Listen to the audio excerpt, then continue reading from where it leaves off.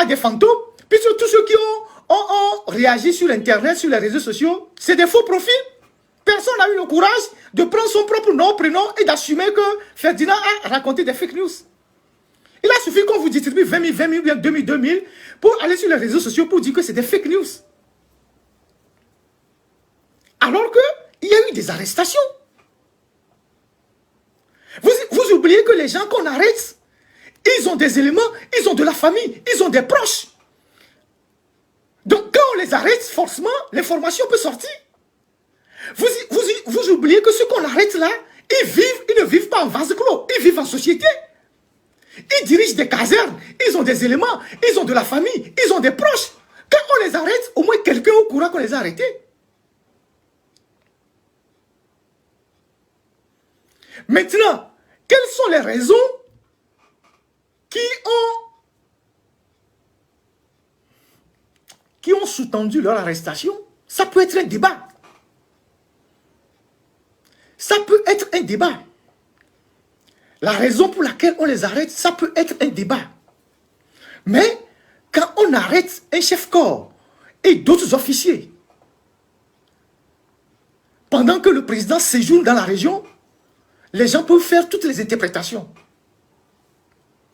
Alors, comme on a eu à vous le dire dans l'article, tout est parti d'un individu qu'on appelle Jean-Claude Montior, pour ceux qui connaissent les activistes RPT Unir au Togo. Il y en a au moins ceux qui connaissent Jean-Claude Montior, qui est un zélé milicien du RPT maintenant Unir, qui ont commis beaucoup des actions au Togo. C'est lui qui a été arrêté premièrement. Et c'est à partir de lui qu'on a commencé par arrêter les autres.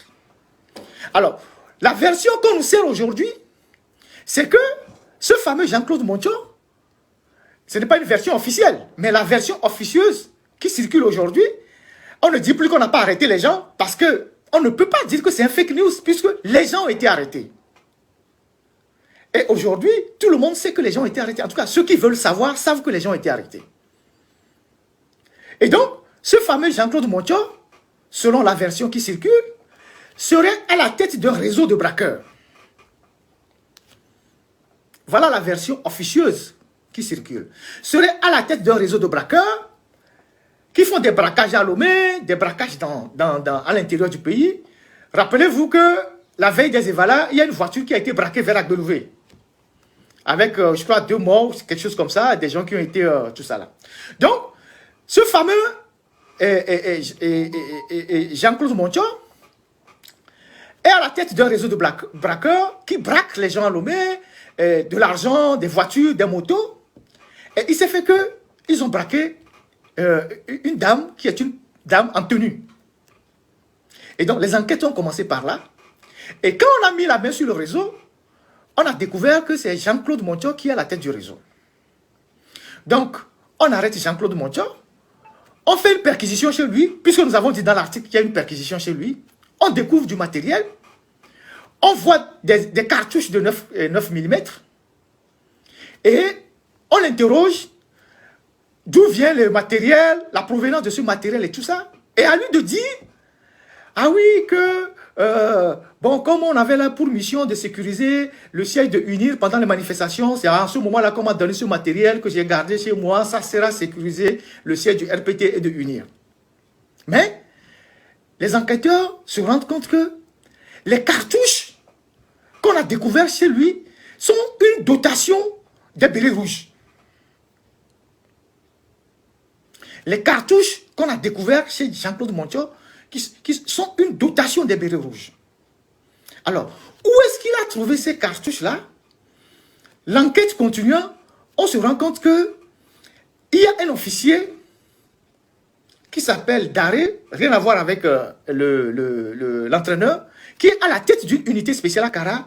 C'est lui qui les approvisionnait, comment on appelle-t-on, en cartouches. Et quand ils commettent les crimes, délits, je ne sais pas quoi, quand ils prennent de l'argent, ils se partagent avec toute cette bande d'officiers. Donc, on cherche, on va pour arrêter l'officier. Les informations à notre disposition disent que l'officier a fui. D'autres disent qu'il n'a pas fui. Donc, le sort de cet officier d'arrêt est pour le moment incertain. Mais selon les enquêtes, c'est lui qui mettait les cartouches à la disposition de ce réseau de malfaiteurs.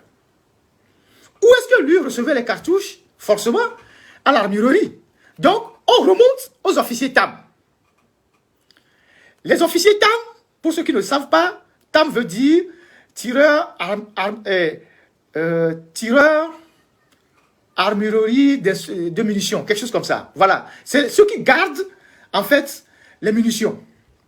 Donc, on ramasse les deux officiers TAM, donc ceux qui sont chargés de garder les armureries, ils sont ramassés.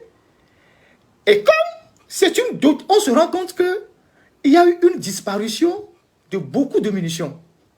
Et donc, le chef-corps du camp Lanja, étant le premier responsable de cette garnison, il a été interpellé. Voilà la version qui circule officieusement. Voilà le déroulement des faits. C'est-à-dire, on ne peut pas comprendre que lui soit le colonel qui dirige le camp et qu'il y ait des trafics de cartouches qui servent à braquer les gens et à se partager la manne de braquage sans que lui ne soit au courant. C'est la version que eux-mêmes ils font circuler officieusement. Puisque jusqu'à présent, le service de communication de l'armée n'a pas parlé, Faure Gnassingbé, qui est le ministre de la Défense, n'a rien dit. Même si cette version est la bonne, c'est extrêmement grave.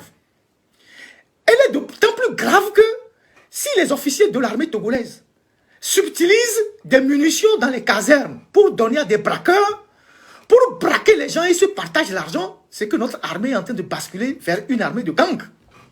On risque de déboucher sur Haïti. C'est extrêmement grave. C'est extrêmement grave si ce que eux-mêmes disent en coulisses, c'est cette affaire pour une affaire de crime crapuleux. D'accord. Mais si c'est ça, c'est extrêmement grave. Mais je vais vous dire pourquoi c'est extrêmement grave. Je vais faire des développements, vous allez voir. Vous allez voir que c'est extrêmement grave. Donc, voilà la situation dans laquelle on se retrouve.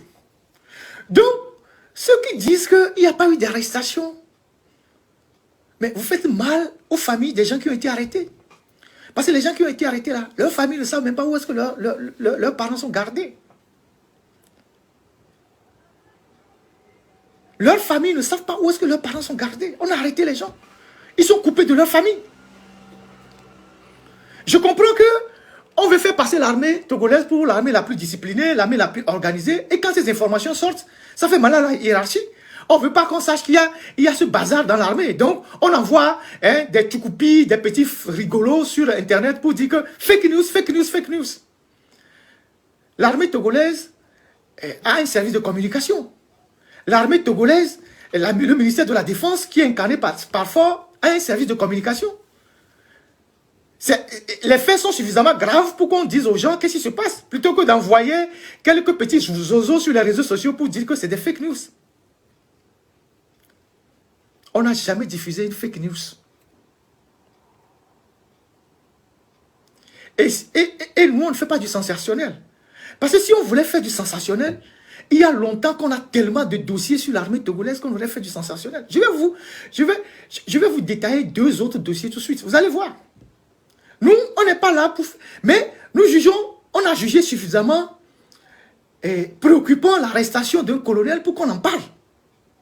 Après, les raisons pour lesquelles on l'arrête, chacun peut faire la spéculation qu'il veut. Mais dire qu'on ne l'a pas arrêté, c'est pas vrai. Je vous ai donné des noms. Donc, on ne peut pas se lever pour donner des noms des gens. Même si demain on les ressort pour les présenter sur la place publique, voilà, ils sont bien portants, on les a arrêtés. La preuve, quand on a publié l'article, on a eu au moins une quinzaine d'autres sources qui nous ont confirmé. Et ils ont même posé la question, mais comment vous avez su? Comment vous avez su qu'on l'a arrêté? Parce que ça se faisait dans la discrétion. Comment vous avez su? Je comprends que ceux qui ne maîtrisent pas ces genres de circuits ne peuvent pas savoir de quoi il s'agit. Nous, c'est notre métier de journaliste, d'aller chercher l'information. Donc, ceux qui ne maîtrisent rien, ne venez pas nous donner des leçons. C'est notre métier d'aller chercher. Si nous passons une information qui s'avère fausse, on vous présentera des excuses. Jusqu'à présent, elle n'est pas fausse. Elle n'est pas fausse. Vous pouvez même avoir votre propre frère dans l'armée, il peut ne pas savoir. Parce que c'est des choses qui sont gérées à un autre niveau. Je vous ai même dit la dernière fois dans l'audio qu'au sein de RPT Unir, là, il y a des gens. Le RPT Unir, c'est comme un globe terrestre. Hein. Il y a des gens qui sont au pôle Nord, ils ne savent pas ce qui se passe au pôle Sud. Hein.